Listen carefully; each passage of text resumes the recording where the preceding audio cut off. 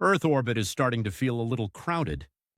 You've probably heard about the thousands of satellites circling above our heads, beaming down weather updates, navigation, internet, and cat videos to every corner of the world. But with nearly every year bringing more and more launches, the questions become much more than theoretical. How many satellites could actually fit in Earth's orbit? And just because we can cram them up there, how many do we really need?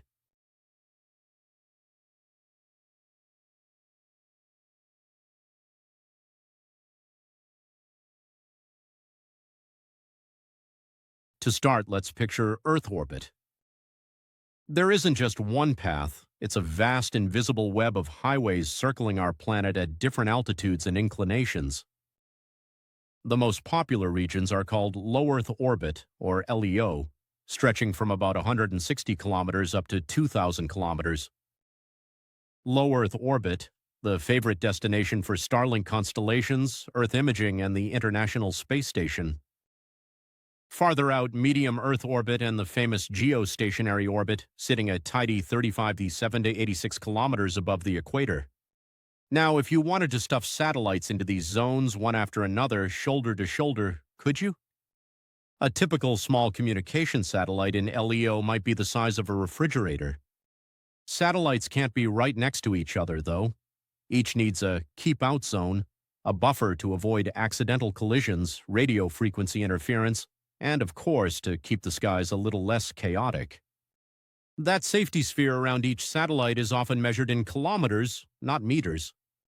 Still, if, hypothetically, we pack satellites as tightly as physics would allow, calculations suggest you could fit several tens of billions of satellites in orbit before you physically ran out of room. The volume of available orbital pathways is simply enormous. The real issue isn't the three-dimensional space, but rather all the things that share it. Orbital debris, safe separation, radio frequencies, and the fact that satellites travel at over 25,000 kilometers per hour relative to the ground. If two satellites bonk into each other, the shrapnel can quickly turn one collision into 1,000 headaches. A phenomenon known as the Kessler Syndrome. But let's zoom out from hypotheticals and get practical.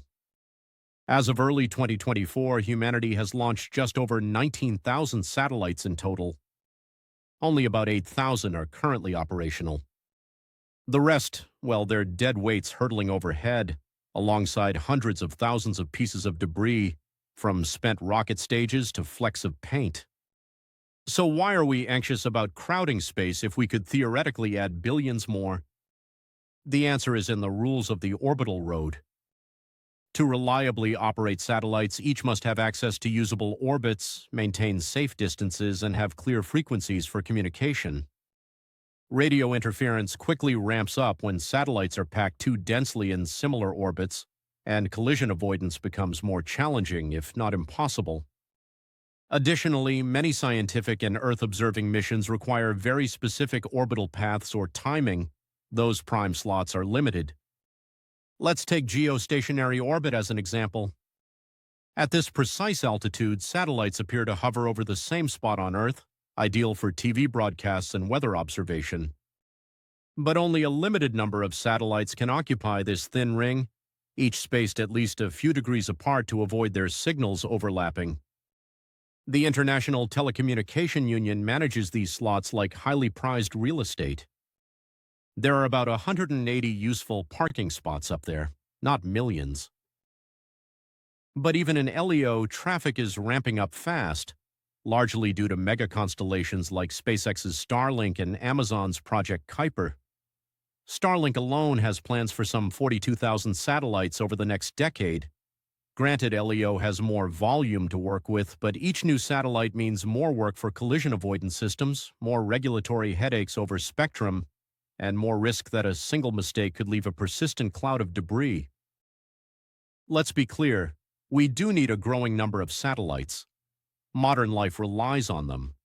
Satellites monitor natural disasters, track crops, back up navigation systems, and provide internet to remote areas where fiber optic cables may never reach. But need isn't the same as want. At a certain scale, adding more satellites creates diminishing returns, and the risk begins to outweigh the reward. So how many do we really need? It depends on the services we value, whether we want faster global internet, weather forecasts for every farmer, or 4K video streaming from the moon. Some estimates suggest that a few tens of thousands might get the job done for most conceivable benefits if well coordinated and technologically advanced. Beyond that, it's more about profit and redundancy. The real constraint isn't the raw space in orbit, it's our ability to manage and share that space responsibly. Space, for all its vastness, has limited usable lanes, and if we turn it into a scrapyard, no one benefits. In the end, it's not just about how many satellites we can squeeze in, but how wisely we use the ones we do send aloft. The future of space depends not on saturation, but on stewardship.